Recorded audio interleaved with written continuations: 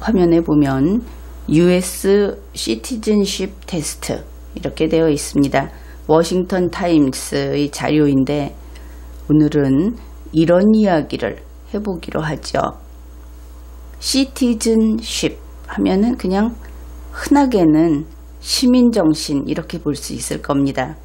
그런데 현재 화면에서 보다시피 이것은 시민권 이렇게 통용이 되는 그런 어휘입니다. 그런데 이 시민권 테스트라고 하는 것은 시민이 되기 위해서, 시민으로서 인정받기 위해서 하는 그런 테스트다 이렇게 볼 수 있겠죠. 그러면은 이것이 미국에만 필요한 것인가? 이 이야기를 하는 이유는 우리 한국인들이 당연히 대한민국 국민이라는 그 법적 지위에서 당연히 국가가 하나니까 하나로 통일된 인식을 하고 있어야 할 부분에 대해서 나는 다르게 생각한다. 나는 다르게 해석해서 다르게 풀이해보겠다. 이렇게 아주 크게 잘못된 그런 기류가 우리나라에 널리 퍼지고 있다. 그런 면에서 한번 이 문제를 생각해보자. 그래서 이 이야기를 하는 겁니다. 우리는 하나다 하는 것이 과연 무엇이 있을까? 그러면 그 이야기를 하기 전에 미국인들은 무엇을 통해서 우리는 하나다 그것을 확인하는가? 이런 것을 보면 좋겠죠. 이 워싱턴 타임스는 이렇게 문항을 이제 아래에 소개를 하는데 이것을 보여주면서 통과할 수 있겠느냐 이렇게 물어봅니다. 영문으로 되어 있어서 우리 한국인들 입장에서는 영어를 알아야 하지 않겠는가 이렇게 생각을 할 수 있는데 너무나 초보적인 것이어서 꼭 그렇게 영어를 잘 알지 못해도 되고 또한 지금 우리가 이 이야기를 함에 있어서는 영어를 아예 몰라도 됩니다. 그러니까 한번 국민으로서 우리가 5,100만이 좀 넘는다. 그러면 우리 전체가 일체감을 느낄 수 있는 것이 과연 무엇인가? 여기에 대해서 우리는 서로 나님이 없이 그냥 똑같다 할 수 있는 것이 우리도 반드시 있어야 하지 않겠는가? 그런 차원에서 이야기를 해보기로 하죠. 이 영문의 내용은 크게 이렇게 신경 쓸 건 없는데 간단히 내용을 소개하면 이렇습니다.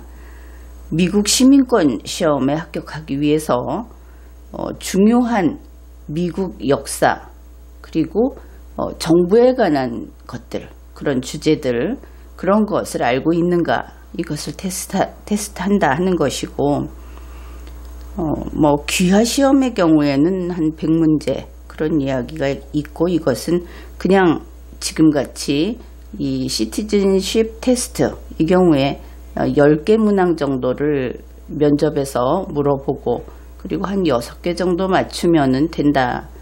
그런 이야기를 하고 있습니다. 그와 상관없이 우리는 이 문항만 좀 빌려오는 것이니까 계속 이야기를 해보기로 하죠. 첫 번째 질문입니다. 또 영어로 나왔다. 그렇게 말을 하겠죠. 그냥 이야기만 듣고 여러분이 답을 찾아보면 되겠습니다. 누가 담당하는가? 집행부를 그래서 우리나라 같으면 행정부를 누가 담당하는가? 답을 생각해 보십시오. 1번은 대통령, 2번은 하원의장, 우리 같으면 국회의장 그러면 되겠죠. 3번은 대법원장, 그 다음에 4번은 다수당의 원내 총무. 그러면 답을 맞춰 보십시오. 당연히 이 집행부, 행정부의 수반은 대통령이죠. 1번이 답입니다. 두 번째 질문입니다. 이것은 우리하고는 좀 다릅니다. 얼마나 많은가? 미국에는 상원의원이, 우리하고는 좀 다른 질문이 되겠습니다. 미국의 상원의원이 그 정원이 몇 명인가? 이런 질문입니다. 1번 50명, 2번 100명, 3번 200명, 4번 435명. 몇 명이라고 생각을 합니까? 두 번째 질문의 답은 100명입니다. 2번 100명.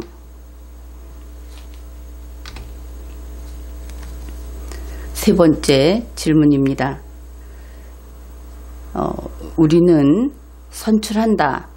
대통령을 몇 년마다 선출한다. 그래서 우리는 대통령을 몇 년마다 선출합니까? 이것은 우리도 똑같이 답을 할 수 있겠죠. 1번 2년, 2번 4년, 3번 6년, 4번 10년. 미국의 경우에도 대통령은, 미국의 경우는 우리하고 좀 다르군요. 2번 4년, 이것이 답입니다. 네 번째 질문입니다. 만일 대통령이 can no longer, 더 이상 할 수 없습니다. serve, 이것은 좀 중요한 표현인데, 대통령이 우리의 경우는 어떻습니까? 대통령에다가 님자까지 붙여가면서 대통령님, 이렇게 말을 하는데 이것은 아주 크게 잘못된 겁니다. 거꾸로 된 것이죠. 여기 보면 분명히 serve라고 하고 있습니다. 봉사한다, 봉직한다, 종사한다, 받든다. 그래서 대통령이라는 공무원은 국민을 위해서, 국민을 받들면서 법에 복종하면서 주어진 임무를 수행하는 그런 자리입니다. 아주 중요한 개념이니까 잘 알아두십시오. 여러분이 좋아하는 대통령은 대통령님이라고 그러고 좋아하지 않으면 대통령놈이라고 한다. 이렇게 말을 하는데, 어느 경우이든 좀 중립을 지켜서 대통령은 국민의 법 로봇이다. 법적으로 국민보다 아래에 있는 일꾼이다. 여기에 대해서 항상 변함없이 제대로 인식하고 있어야 하겠습니다. 만일 대통령이 더 이상 봉직할 수, 국민의 뜻에 따라 일을 하지 못하게 되었을 때는 누가 대통령이 되는가? 이것이 네 번째 질문입니다. 1번 퍼스트 레이디. 이 대한민국에는 퍼스트 레이디가 없지요. 그렇더라도 이렇게 풀이를 해볼까요? 대통령 부인. 우리 같으면 현재로서는 대통령 부인 누군지 알고 있죠. 2번은 하원 의장, 역시 국회의장으로 대체하면 되겠습니다. 세 번째, 상원 다수당 대표. 4번 부통령. 우리 경우하고는 좀 다르죠. 4번의 답은 4번 부통령 이렇게 됩니다. 우리 대한민국의 경우에는 권한대행해서 국무총리가 이것을 맡게 되어 있습니다. 다섯 번째 질문입니다. 누가 빌즈 하면은 이것은 법안입니다. 법률안을, 이 단어를 잘 봐야 합니다. 보트가 아니고 비토라는 것이죠. 누가 법률안을 거부할 수 있는가 이런 뜻입니다. 1번 의회, 콩그레스라 그러는데 우리 대한민국에는 콩그레스가 없습니다. 대한민국에는 의회가 아니고 국회가 있죠. 팔리어멘트가 있습니다. 두 번째는 대통령, 답이 3번 부통령, 4번 상원의원. 우리는 상원의원이 없으니까 또 국회의원 이렇게 해야 하겠죠. 다섯 번째 문항에서 이 법률 거부, 법률안에 대해서 거부권을 누가 행사하는가? 답은 2번 대통령. 그렇습니다. 여섯 번째 질문입니다. 무엇인가? 누구인가가 아니고 무엇인가? 그러면 사람이 아니다. 이것을 알 수 있죠. 묻고 있는 대상이 두 개의 주요 정치적 정당, 두 개의 양대 정당 이렇게 하면 되겠습니다. 미국은 그 양당제를 하고 있다 이렇게 이야기하죠. 우리는 그냥 다당제 그렇게 되어 있습니다. 미국의 양대 정당은 무엇인가? 이렇게 묻는 것이죠. 1번 민주당과 공화당, 2번 자유와 정의, 그러면 자유당과 정의당, 3번 법과 질서, 4번 견제와 균형. 그래서 아예 정당 이름이 없군요. 그렇죠. 여기 여섯 번째 질문의 답은 당연히 1번 민주당과 공화당 이렇게 되겠습니다. 일곱 번째 질문입니다. 얼마나 나이가 든 시민들이 해야만 하는가? 대통령의 투표를 해야만 하는가? 결국 대통령에게 투표할 수 있는 연령이 몇 살인가? 이것을 묻는 것이죠.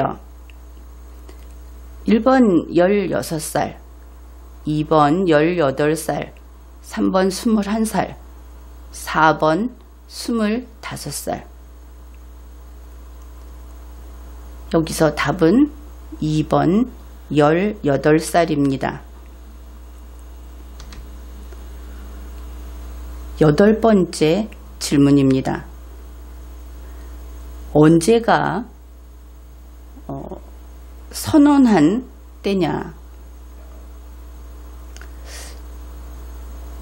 근데 그것이 아니고 언제가 선언이었느냐? 독립을 선언한 것이냐?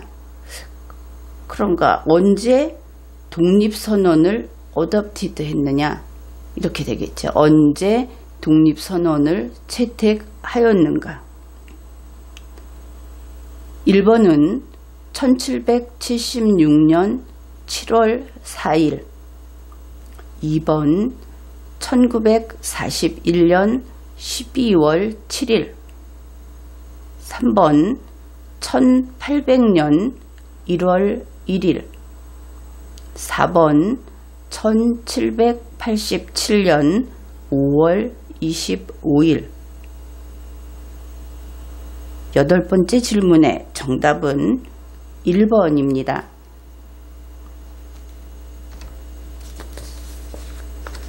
아홉 번째 질문입니다. 누가 이었느냐? The first president. 첫 번째 대통령이었느냐? 누가 건국 대통령이었느냐? 이렇게 묻지 않고 있죠. 이것도 중요합니다. 헌법주의 국가에서 국민 주권을 인정하는, 그것을 이념으로 하는 국가에서는 개인이 국가를 세우지 못합니다.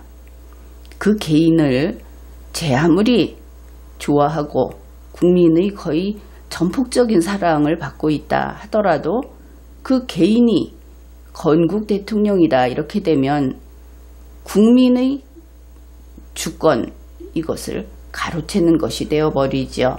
그런 일은 용납이 되지 않습니다. 대통령은 그냥 그 임기만큼 있다가 나가는 공무원이고 법 로봇이고 일꾼에 불과합니다. 우리 국민들은 대통령을 지도자 혹은 영도자라고 느끼는 그런 인식이 뿌리 깊게 물려받고 또 남아 있습니다. 제대로 된 민주주의 국가가 되기 위해서는 사람을 숭배하는 이러한 것을 반드시 제거하는 그런 논리적인 사고를 하는 국민이 되어야 하겠습니다. 누가 첫 번째 대통령인가? 우리나라에서 누가 첫 번째 대통령인지는 알고 있죠. 이것은 미국이니까 미국 사람을 찾아보기로 합시다. 1번 토마스 제퍼슨, 2번 조지 워싱턴, 3번 에이브러햄 링컨, 4번 벤자민 프랭클린. 답은 조지 워싱턴 2번입니다. 이제 10번째 질문입니다. 어떤 오션, 어떤 대양이 있는가? is라고 하는 것은 이다 이기도 하지만 존재한다. 그래서 있다. 이렇게도 풀이가 되죠. 어디에 있느냐 하면 온 서쪽 해안에, 미국의 서해안에는 어떤 대양이 있는가?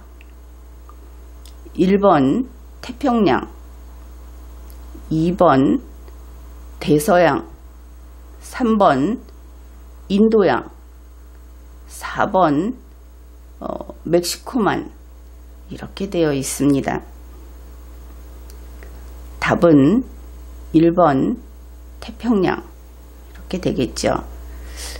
우리나라 입장에서 동쪽과 서쪽을 좀 혼동할 수 있는데 미국 지도를 떠올리고 생각해 보면 간단한 문제다. 그렇게 볼 수 있겠습니다. 11번째 질문입니다. 무엇이 수도냐? 미국의 수도인가? 우리는 어떻습니까? 대한민국의 수도가 어디다 하는 것은 참 오래전부터, 물론 대한민국 이전의 군주국가에서부터 분명하게 알고 있었죠. 그런데 지금에 이르러 대한민국의 수도가 서울이다 하는 거에 대해서 왠지 우리는 서울이 아니었으면 좋겠다.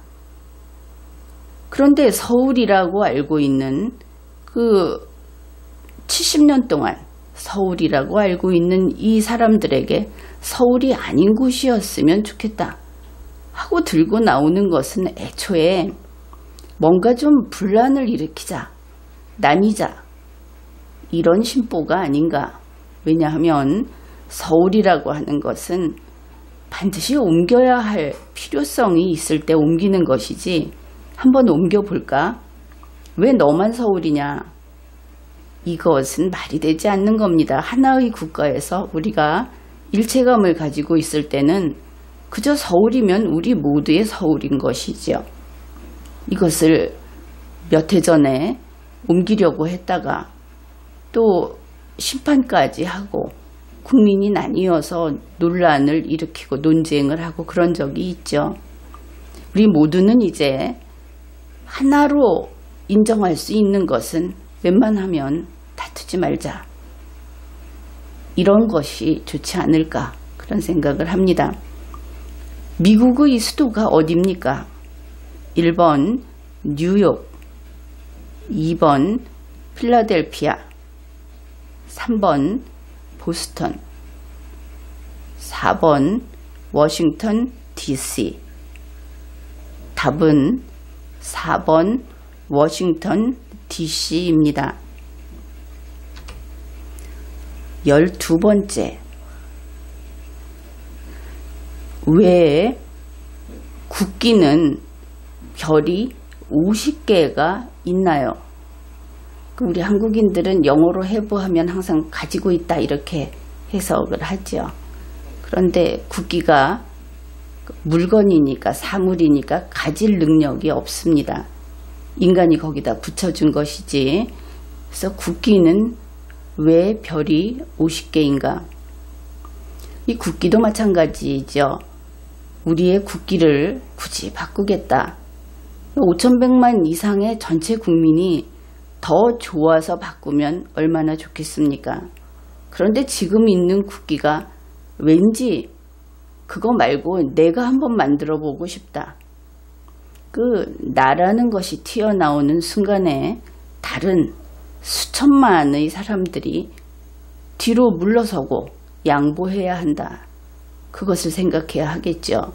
내가 뭔데 그 수천만의 사람들에게 양보를 요구하는가 생각해 보아야 하겠죠. 국기에는 왜 별이 50개가 있는가? 1번은 별마다 별 하나하나가 주를 나타낸다. 2번 별 하나하나가 상원의원을 나타낸다. 3번 별 하나하나가 어멘드먼트라고 하는 것은 헌법 개정을 의미합니다. 그 개정 횟수를 나타낸다. 4번 그 별 50개는 오리지널 콜로니 최초의 식민지였을 때 최초의 식민지를 나타낸다. 그러면 이게 50개가 나올 수 없겠죠. 어떻든 이 12번의 답은 1번 각 주를 나타낸다. 이렇게 되겠습니다. 13번 언제 우리는 합니까? 셀레브레이트 합니까? 축하합니까? 독립기념일을 독립한 날을 우리는 언제 축하합니까? 독립기념일 이렇게 되는데 1번 1월 1일 2번 4월 15일 3번 7월 4일 4번 11월에 두 번째 썬데이, 먼데이, 튜스데이 하니까 화요일. 답은 3번 7월 4일입니다. 이 4번은 왜 넣었을까? 이게 11월에 두 번째 화요일이 아니고 11월에 첫 번째 월요일 다음에 화요일 이러면은 미국에 선거하는 날이죠. 그래서 살짝 바꿔서 이렇게 넣어 놓은 것 같습니다. 14번째 문항입니다. 이것은 상당히 중요한 내용인데 이러한 사상, the idea, 이러한 사상. 그런데 어떤 사상이냐 하면은 셀프 가버먼트, 가버먼트는 정부, 또 통치하다, 통치기구 이렇게 되겠죠. 그러면 셀프 가버먼트라고 하는 것은 그냥 말하면 자치 이렇게 됩니다. 스스로 다스린다. 이것이 왜 중요하냐 하면은 지배자와 피지배자가 있다. 통치자와 피통치자가 있다. 당연히 그렇게 생각을 하죠. 우리 국민들은 지금도 이렇게 생각하는 면이 있습니다. 통치자와 피통치자가 있다고 생각하니까 대통령한테 님자를 붙이는 겁니다. 어떻게 대통령을 탄핵하느냐, 대통령을 어떻게 감옥에 넣느냐, 이런 이상한 소리를 하는 것이죠. 왜냐하면 그들이 통치자인 줄 알고 그렇게 말을 하는 겁니다. 통치자는 주권이 자기에게 있어야 통치자가 됩니다. 그런데 여러분은 이 주권이 우리 국민 전체에게 있다는 것을 누구나 알고 있죠. 국민 전체는 문재인이 될 수도 없고 박근혜가 될 수도 없고 이명박이 될 수도 없는 겁니다. 이제 분명하죠. 그들은 통치자가 아닙니다. 우리 국민은 피통치자가 아닌 것이죠. 좀 어려운 이야기가 되고 있는데 이것은 이 주제 하나만을 가지고 아주 충분히 이야기를 할 그런 중요한 주제다. 이렇게 볼 수 있겠습니다. 어떻든 셀프 가버먼트, 자치, 스스로 다스리는 정부라고 하는 것은 국민 여러분이 통치자다 이런 뜻입니다. 공무원은 그 통치자의 법 로봇으로서 일꾼이다. 이 분명한 사실이 여러분들이 말로 하는 것, 이렇게 말로 듣는 것하고 그것이 아예 사상으로 자리 잡는 그때까지 시간이 걸리겠죠. 그래서 이 자치라고 하는 이념이 있다. 어디에 있냐면은 in the first three word, 처음에 있는 세 개의 말, 세 개의 어휘 혹은 그 단어에 있다. 어디에 있냐면 헌법의, 이렇게 됩니다. 자치라는 이념이 헌법의 최초 세 단어에 들어있다. 그것이 뭐냐? 이렇게 묻고 있습니다.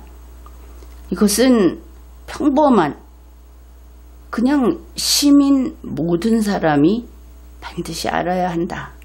그래서 묻는 것이다. 그렇겠죠. 아주 중요한 것이다 했으니까 1번 생명, 자유, 행복.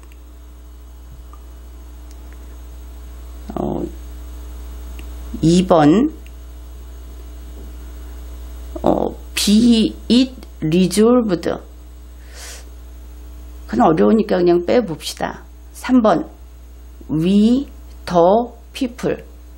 이거 말이 좀 안 되는 것 같다 이렇게 생각을 할 수 있죠. 4번 make no law. 어느 법, 그러니까 없는 법을 만든다. 법을 만들지 않는다. 법이 없다.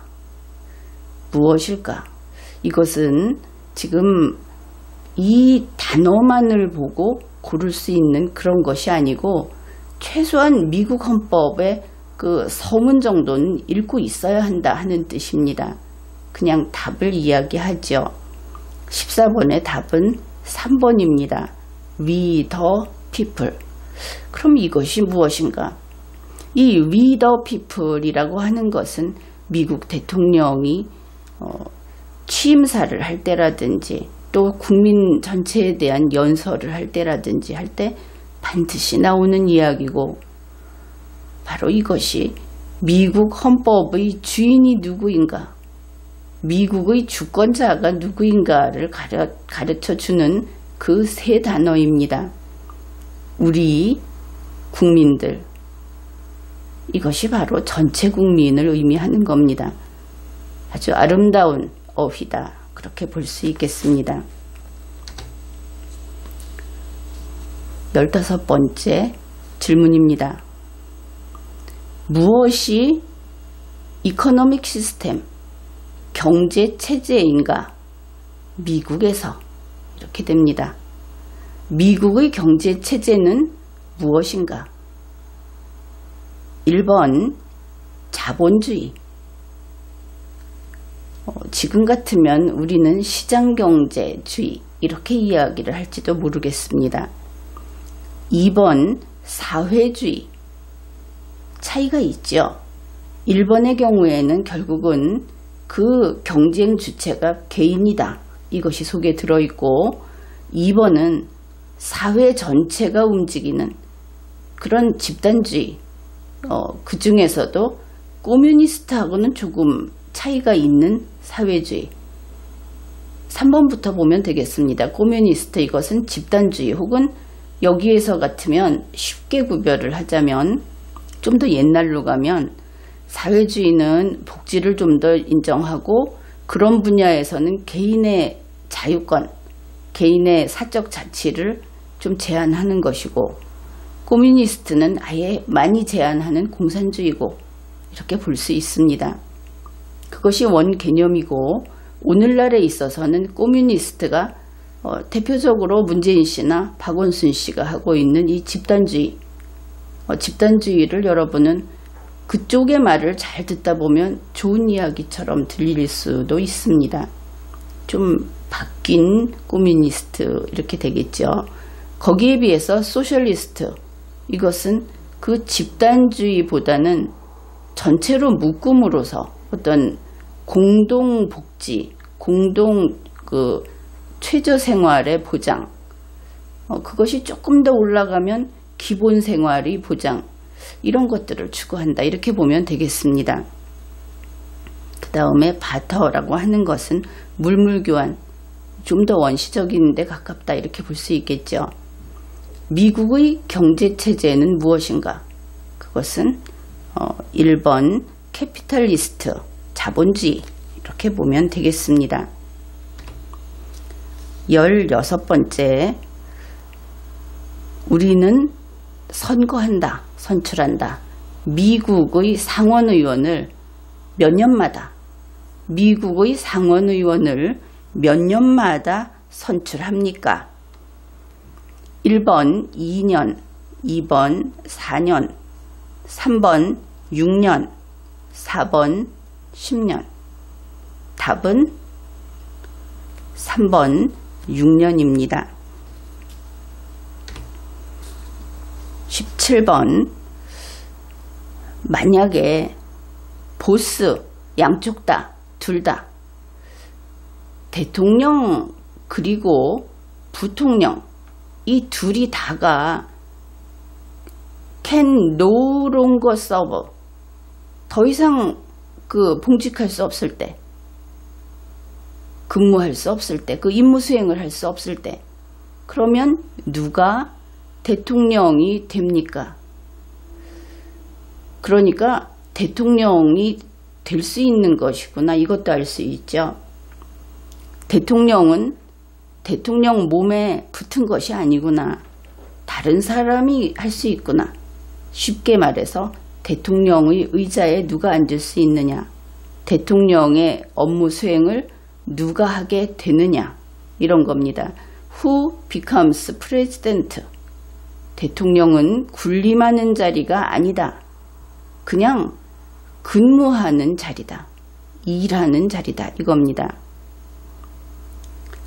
1번 하원의장, 2번 대법원장, 3번 재무장관.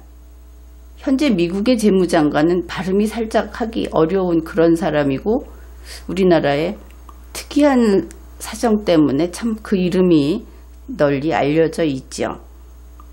4번 우정국 장관, 그러는데 최신부 장관, 이렇게 봐야 하겠죠.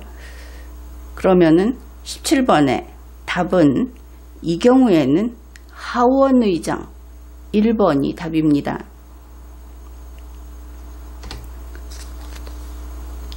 18번째 질문입니다. 얼마나 많은 저스티스가 있느냐? 어디에? 최고법원에, 대법원에, 이렇게 되겠죠. 물론 이것은 연방대법원을 의미합니다. 연방대법원에는 대법관이 몇 명이나 있습니까? 이런 질문입니다. 1번 5명, 2번 7명, 3번 9명, 4번 11명. 답은 3번 9명입니다. 그러면은 우리나라의 대법관은 좀 많다 싶지 않습니까? 그런데도 일이 많다 해서 또 더 늘리자. 그리고 대법관으로 법관의 경험이 없는 사람도 들어가게 하자. 혹은 마치 선거하듯이 그렇게 해서 넣기도 하자. 이런 이야기들을 하는데, 이것도 잘 생각해 보아야 합니다. 법관은 아주 전문직이라는 것을 생각해야 하겠죠. 그것이 지식이 전문인 것만이 아니고 그 인성이나 사고체계가 애초에 어느 한쪽으로 휩쓸리지 않는 거의 그 논리 기계처럼 또 좀 감정에 휩쓸리지 않는, 오히려 열정이 좀 없는 이런 사람이 맞는 것이 좋고, 그것은 거의 평생 대법관이 되는 것은 그렇죠. 한 20, 30년은 훈련을 거쳐서, 그래서 그런 그 능력을 갖추게 됩니다. 전문직을 무시하는 것은 좋은 버릇이 아니다, 그렇게 봅니다. 그냥 내가 한번 해보고 싶다. 내가 아는 사람도 한번 해보고 싶다. 이 자리는 무조건 출세하는 자리다. 이것은 망국적인 생각이다. 그렇게 이야기를 하겠습니다. 제 19번째 질문입니다. 누가 썼느냐? 라이트 로트, 과거 시제. 누가 썼느냐? 선언을, 독립선언을. 누가 독립선언을 썼나? 이런 질문입니다. 1번 조지 워싱턴, 2번 토머스 제퍼슨, 3번 에이브러햄 링컨, 4번 프랭클린 루즈벨트. 답은 2번 토머스 제퍼슨. 20번 누가 was president, 누가 대통령이었나? 요 짧은 문장에서 여러분이 대통령이라고 하는 데 대한 고정관념을 정말 고쳐야겠구나, 바꿔야겠구나 하는 것을 느끼면 참 좋겠습니다. 누가 라고 하는 것은 분명히 어떤 인간을 가리키죠. was president라고 하는 것은 그러면 지금은 아니다 하는 것을 알 수 있죠.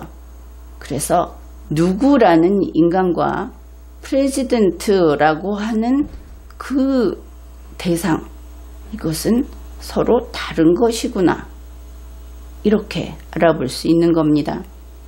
따라서 대통령이라고 하는 것은 바로 법에 따라서 일을 하는 일꾼인데, 그 의자에 앉으면 프레지던트고 의자에서 나오면 아니다.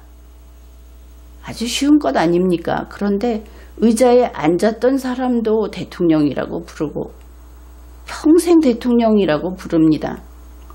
혹은 전직 대통령이라고 부르고 국민하고 다르게 우대를 합니다.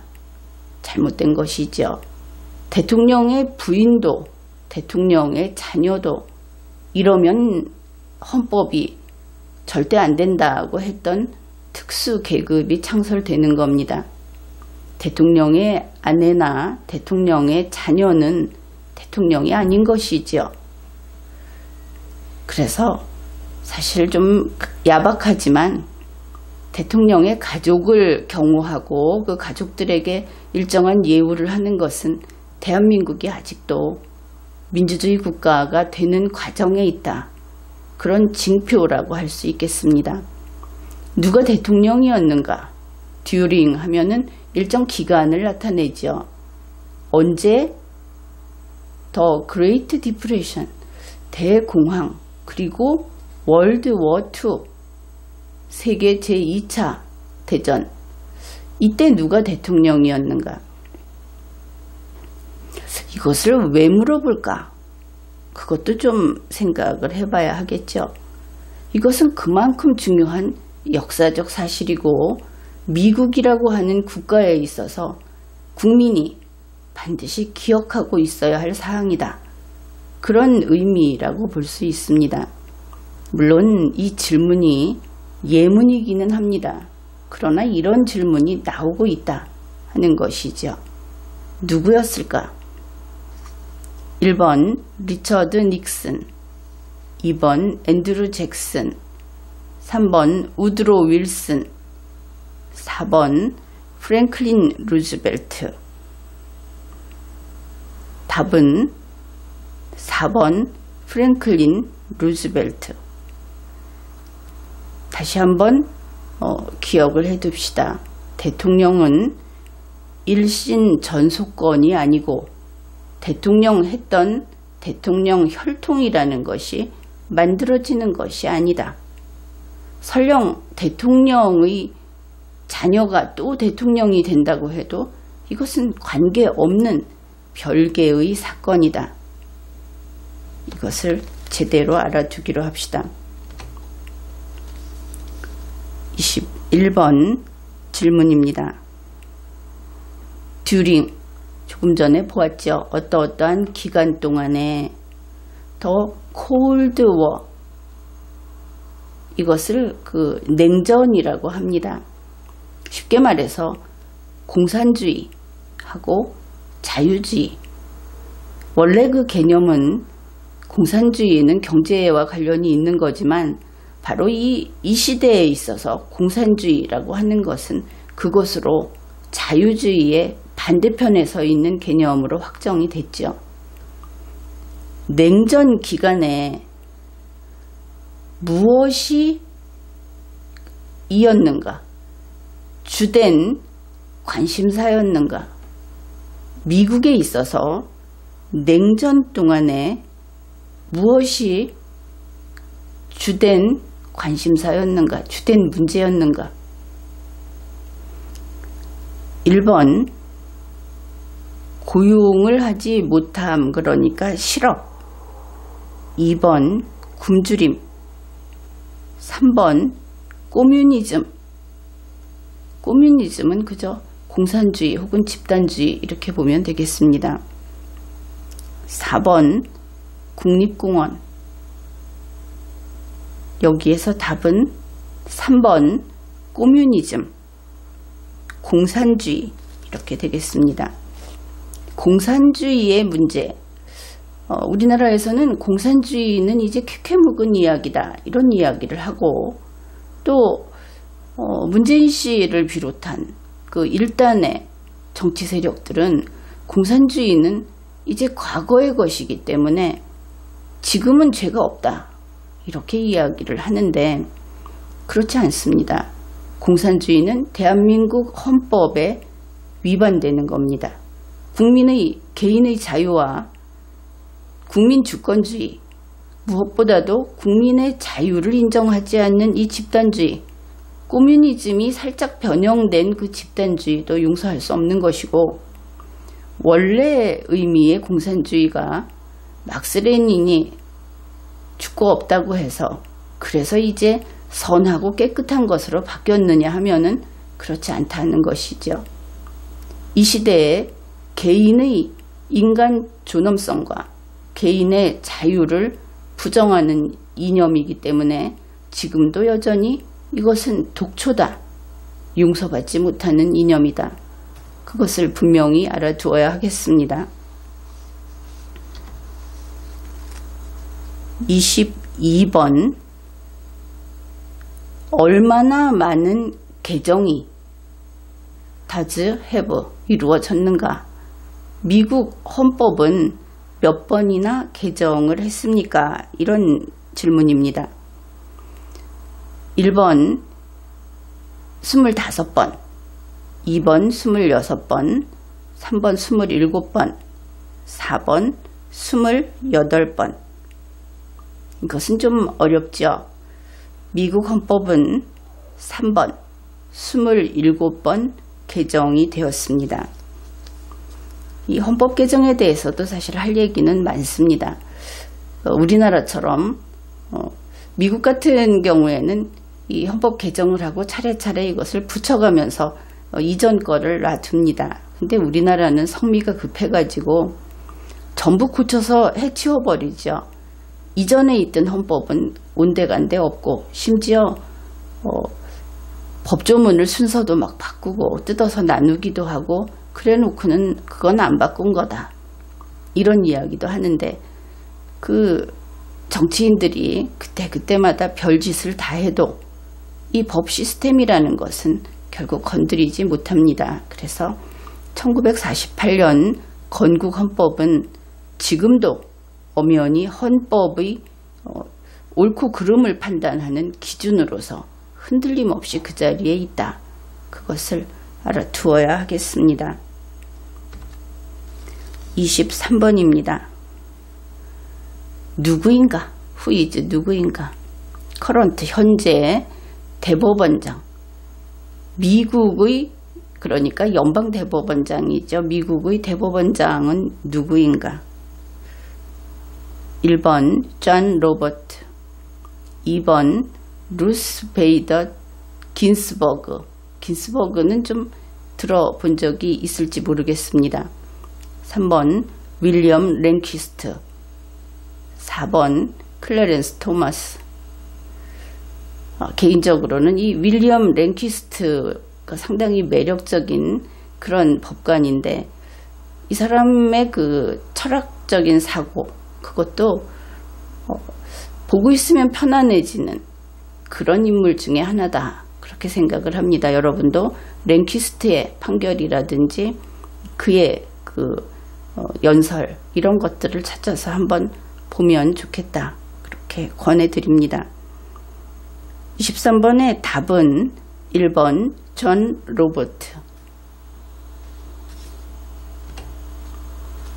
24번 누가 was니까 과거다 하는 거 알 수 있죠. 언제적을 물어보는 걸까? 월드워 1 그러니까 제1차 세계대전 때를 물어본다. 1차 세계대전 during 동안에 누가 대통령이었나? 1차 세계대전 때 누가 대통령이었나? 이것이 중요하구나. 앞에서도 보았죠. 2차 세계대전 때, 대공황 때 이런 것도 물어보고 1차 세계대전 때 대통령이 누구였는가?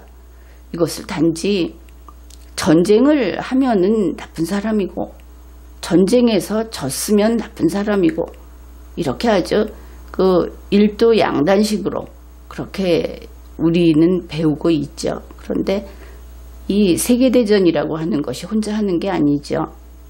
그 시대 상황, 격동하는 시대 상황을 어떻게 풀어갔는지, 그로 인해서 미국 같으면 미국인의 삶이 어떻게 바뀌었는지, 국가가 나아가는 길이 휙 틀어지는 그런 일이 언제 어떻게 생겼는지, 그래서 바로 이러한 때의 대통령이 누구였나, 그것을 후대에도 다시 기억해둬라 하고 물어보는 것이다. 이렇게 이해를 하면 되겠습니다. 1번 프랭클린 루즈벨트. 프랭클린 루즈벨트는 앞에서 한번 나왔기 때문에 이런 그 사지선다, 오지선다 이런 시험을 잘 보는 분들은 아마 외우고 있겠죠. 2번 테오도르 루즈벨트, 3번 워렌 하딩, 4번 우드로 윌슨. 우드로 윌슨도 한번 앞에서 나왔습니다. 우드로 윌슨은 우리 한국과 관계가 많죠. 아마도 이 이름을 보면은 1919년을 떠올리는 그런 분도 있을 겁니다. 참고로 1번의 루즈벨트, 이 경우는 1933년에서 45년까지 재직을 했고, 2번 이 시어도어 루즈벨트, 이 경우에는 1901년에서 1909년, 3번 워런 하딩, 이는 1921년에서 1923년, 4번 우드로 윌슨은 1913년에서 1921년. 그러면 이제 제1차 세계대전 기간이 언제인가? 그것만 알면 답을 이야기할 수 있겠죠. 24번의 답은 4번 우드로 윌슨입니다.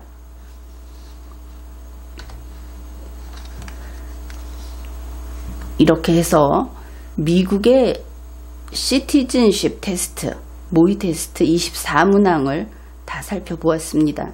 그리고 보니까 미국은 아직도 사지선다형인가?